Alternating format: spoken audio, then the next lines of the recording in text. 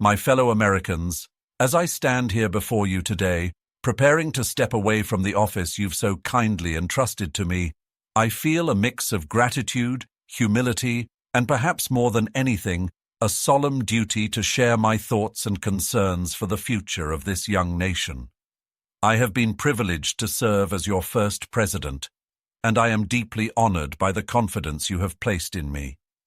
But as the years draw on, it becomes clear to me that the time has come to pass the torch and to entrust the destiny of our republic to the hands of the next generation. In bidding you farewell, I feel compelled to offer some parting thoughts, born from experience and, if you'll forgive the liberty, from a love of this country that has guided every decision I've made. These are not warnings born of pessimism, but rather of a deep desire to see our liberty endure. First and foremost, I must caution you about the dangers of factionalism. Political parties, while they may seem harmless or even helpful at first, carry the seeds of division. They may foster intense loyalty and passion, but this loyalty must never outweigh our loyalty to the nation itself. It pains me to think that we might one day become more attached to party than to principle, or more aligned to faction than to the fabric of our united nation. Remember, we are first and foremost Americans, bound by a common cause and a shared vision of liberty. And this, my friends, leads me to the matter of unity. In a republic as diverse and expansive as ours, our strength lies in our unity, our shared values, our collective will, and our commitment to justice and freedom. These are the ties that bind us. If we allow ourselves to be divided, whether by geography, religion, or ideology, we risk unraveling all that we have built. Hold fast to the Union, for it is the pillar of your peace and your prosperity. Without it, the liberty we cherish may be lost. Furthermore, let me speak on the importance of checks and balances. No single branch of government should ever gain dominance over the others. I say this from personal experience as a man who has held power and seen its burdens. Power, unchecked, is a danger to liberty. Preserve our Constitution, safeguard its limits, and remember that each branch exists to counterbalance the other. In this lies the strength and resilience of our government, a government designed not to serve a ruler, but to serve the people. I must also raise a concern about foreign influence and entangling alliances. We live in a world of competing interests, and while friendship with other nations is desirable, we must always keep our independence sacred. We must never let foreign alliances dictate our policies or drag us into conflicts that serve interests beyond our own.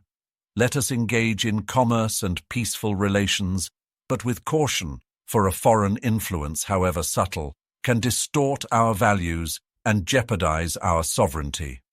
This republic should stand or fall on its own merit.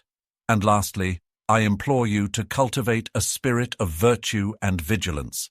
It is not merely the structure of our government that will sustain us, but the spirit with which we engage in it.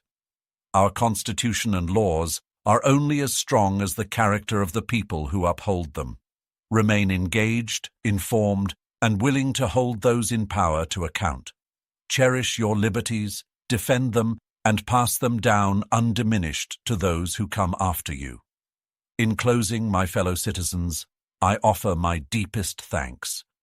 I am but a servant of the people, and I have tried to fulfill my duty with integrity and a steady heart. Whatever small contribution I have made, it is because you believed in this great experiment, and you supported me through trials and challenges. May you continue to walk in the path of virtue, may you always seek peace, and may this young nation grow ever stronger in its ideals. As I take my leave, I do so with faith in you, the American people, and in the enduring promise of liberty. Farewell, my friends. May Providence guide and protect this union, now and forever. President George Washington. These reflections were not merely a summary of my presidency. They were intended as a lasting guide to preserve the strength of our union, principles to help navigate the challenges of the past, the present, and the future. Let me begin by revisiting these words. The unity of government which constitutes you, one people, is also now dear to you. It is justly so, for it is a main pillar in the edifice of your real independence, the support of your tranquility at home, your peace abroad, of your safety, of your prosperity, of that very liberty which you so highly prize. I spoke of unity because, in my time, our young republic was fragile. Emerging from revolution and finding its footing, America faced internal divisions and external pressures. The foundation of this unity was, and remains, our shared commitment to liberty, justice, and the public good. Without unity, discord would erode the freedoms we had fought so hard to achieve. Equally, I cautioned against the rise of political factions. While I understood differing viewpoints were natural, I feared they would devolve into divisive partisanship. Loyalty to faction over country would jeopardize our democracy, eroding our shared purpose and enabling discord to prevail. On foreign relations, I emphasized independence. I warned against entangling alliances that could undermine our sovereignty. My hope was for America to engage with the world with caution and strength, prioritizing its own principles over the demands of foreign powers. And finally, I urged vigilance in governance. The Constitution and its checks and balances were designed to prevent the concentration of power. I implored citizens to preserve the moral and educational foundations of our nation, for a democracy is only as strong as the people's dedication to it. Now, let us reflect on how these principles resonate in today's context. In our era, the unity I championed is under threat. Political partisanship has hardened into divisions that sometimes feel insurmountable. We see Americans more aligned with party loyalty than with shared national ideals. This weakens our democracy, erodes trust in institutions, and leaves us vulnerable to both internal discord and external manipulation. My warnings against foreign entanglements also echo in today's globalized world. While alliances are necessary, our independence and principles must not be compromised. Cyber threats, disinformation, and geopolitical rivalries remind us of the importance of maintaining a strong and sovereign foundation.